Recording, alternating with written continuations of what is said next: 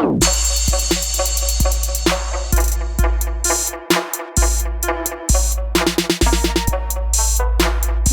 there everyone, this is Mr. Brass, and today I'm going to be doing a response video to Benjamin Boyce's video where he talks to Candace Jackson. Now, I will say this, I don't have so much of a problem with Benjamin Boyce. I have my agreements and I have my disagreements with him. This video, I will mostly be going after Candace Jackson. I think I may have 1 or 2 points against him, but we'll just see. Alright, with that out of the way, let's get into the video. So there has been a real evolution. The ways in which formal legal treatment differentiated between men and women from the start of that kind of process was just almost entirely hierarchical, where, you know, males' interests and priorities and privileges and status were just placed above those of women. So any kind of recognition of a legal different treatment was, I think, it pretty objectively to the detriment of women, at least by any kind of standard in terms of autonomy, public participation, choice and dignity in terms of, self-direction as a human being, that kind of thing.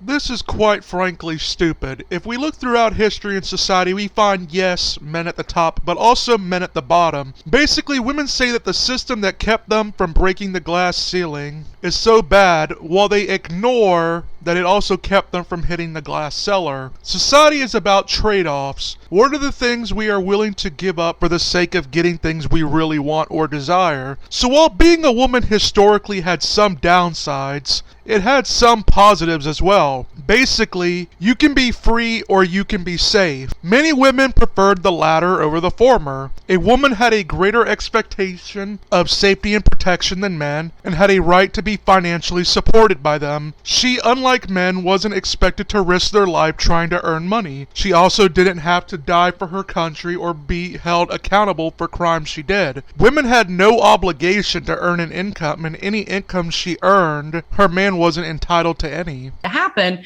And so when you're talking about things like, who should be required to have a spouse, sign off on applying for a bank loan?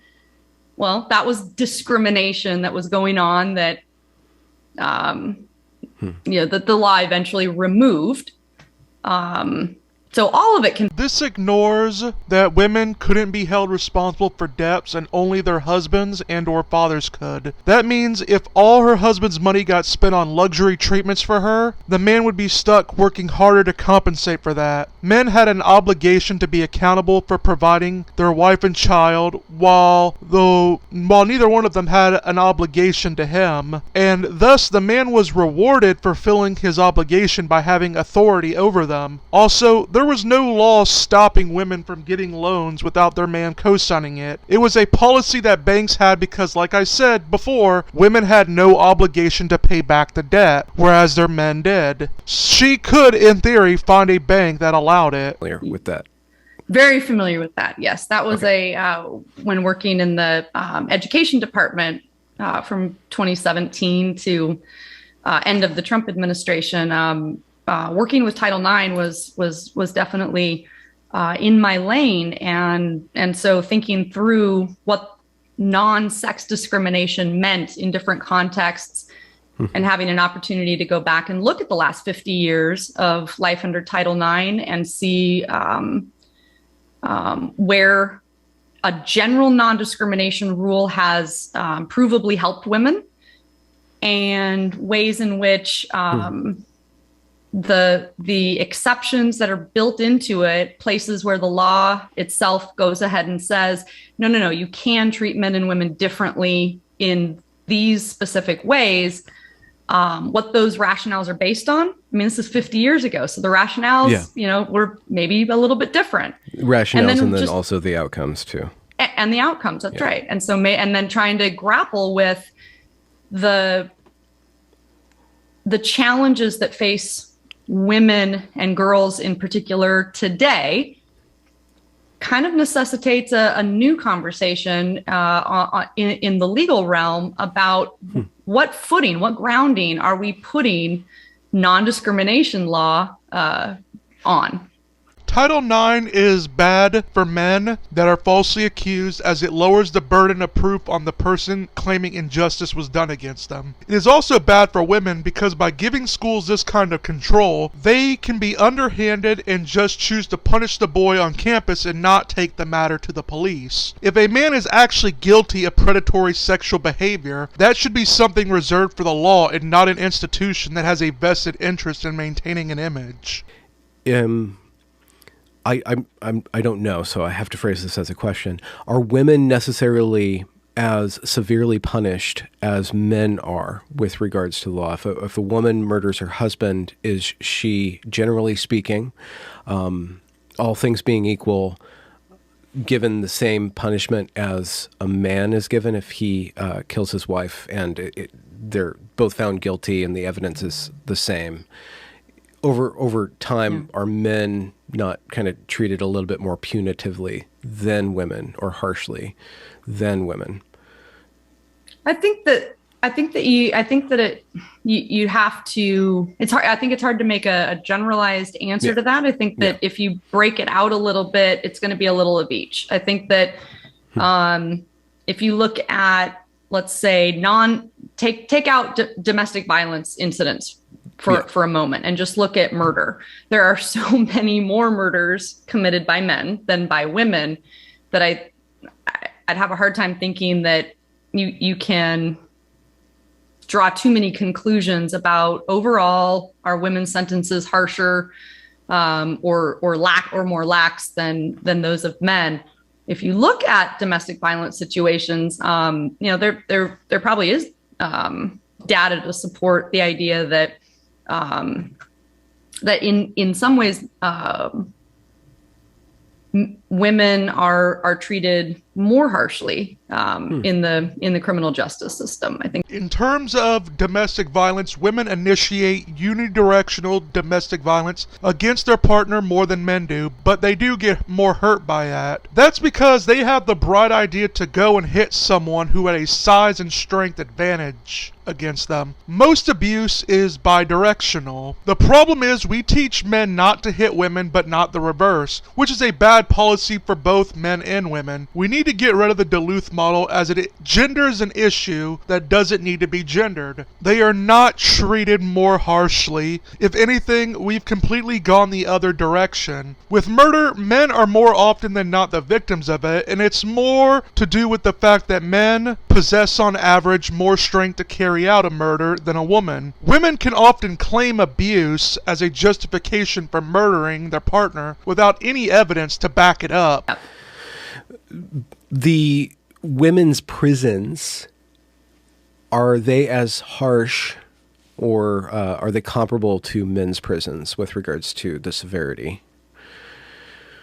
Generally, no. I mean, I think there's a qualitative difference. There are historically so many fewer women than men to be incarcerated that, for example, just by necessity almost, there may only be one or two women's institutions in a state. And so it's much more likely that a women's prison is going to be have a mix of security levels. The underlying criminal offense that got you there, could range from low to high in terms of severity, and you're all going to be imprisoned in the same facility as women. Whereas with men, there are so many more facilities because you have to accommodate so many more people that you can afford to build out and have minimum security up to maximum.